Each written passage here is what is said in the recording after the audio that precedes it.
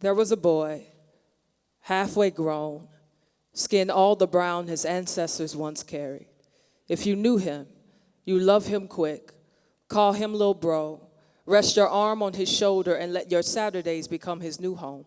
His voice wasn't heavy yet. It was still a swing on the playground, a game of horse, a do you like me, say yes kind of noise. There was a girl, her skin a beautiful coffee stain, eyes deep enough to swim in but never drown.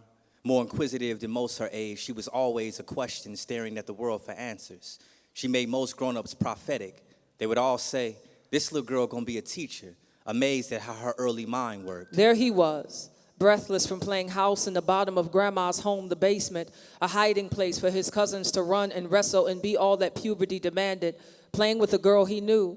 They went from basement to bathroom. He went from virgin to an open door, swinging with the sound of lust and lions readying themselves to devour every bit of identity he was never given. He sat, eyes wide and insecure, exchanging his body for hers there. Sex and syringe were made into metaphor. Her and every other body like it made into drug there. He thought he learned something new about himself.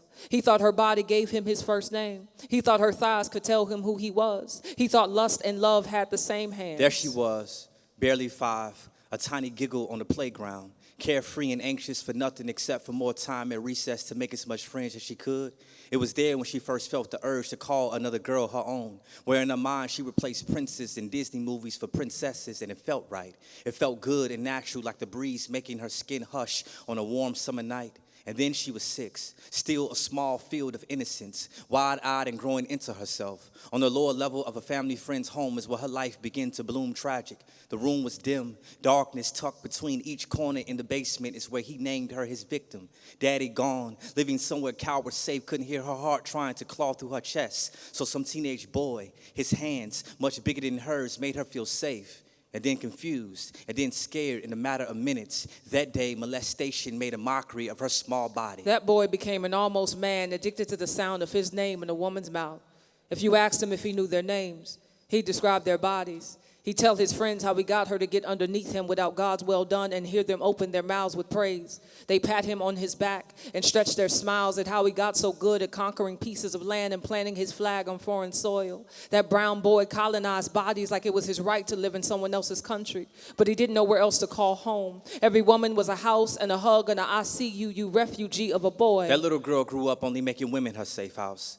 She would dine between their breasts while telling them all of her fears, and afterwards she would make a bed out of their torsos. She was now in a colorful world she can call her own, where rainbows were no longer a promise but freedom, from dark closets where she hid from the burning stare of church folk, far from that dark basement, and where she played out all she knew she was at recess. She was now gay, but the absence of true happy only someone sovereign can bring her often left her joyless. After Jesus, I met him, a boy, Chicago-born, built like a city of winded kings.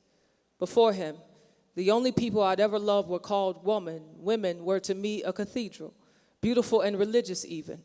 Their ability to make worshipers out of a secular-born body was worth writing a poem for. While with them, I became unlike them, sagged my pants, flattened my chest, sat down, legs wide, as if I had something between them to protect my voice. Already a cello played with one hand made women obedient. They treated me like the man they wish men could be, but as much as I tried, I couldn't be what they were created for. Meeting the man God made to be mine was scary.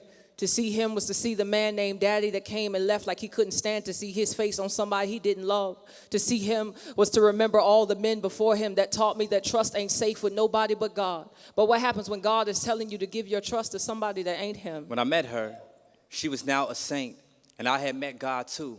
Our hearts knew as the wet earth when God first whispered the world into existence. Because of grace, I was now learning to see women as women and not bodies to lay my insecure. Most midnights, I fought to enter into God's presence instead of entering into a woman to feel whole. Hard when your skin worshipped a woman's touch for so long. Hard when for so long created beings with soft hands held my broken instead of the God who made their hands. Silly how I often doubted if his touch can make me feel new as theirs did.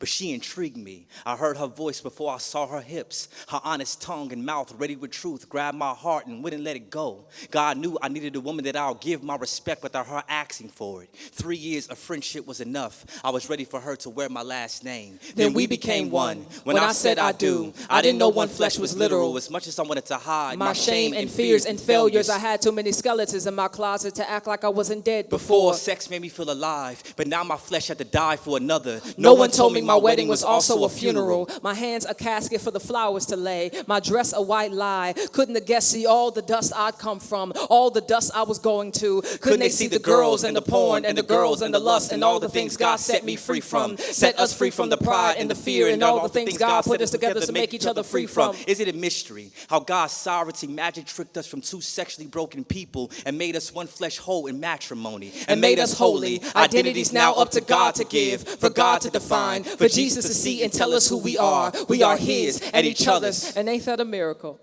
The process of turning two into one, unclean into forgiven, the visibility of God's voice when we became the Lazarus to whom he spoke. This boy, a man now, a husband mine, he has been to me a mercy. Every new morning, I don't think of all the women he has known when we wake. I remember them as God does. Therefore, I forget them as God does. When they come to hunt us both, reminding us of what God buried, both his struggle and mine. We died together as promised. I live for all the ways he says, I love you without words. When he holds my heart with both hands, I say his name under my breath. You'd have to be him to know what it sounds like out loud. I promised God I would love her like fragile hearts can't break.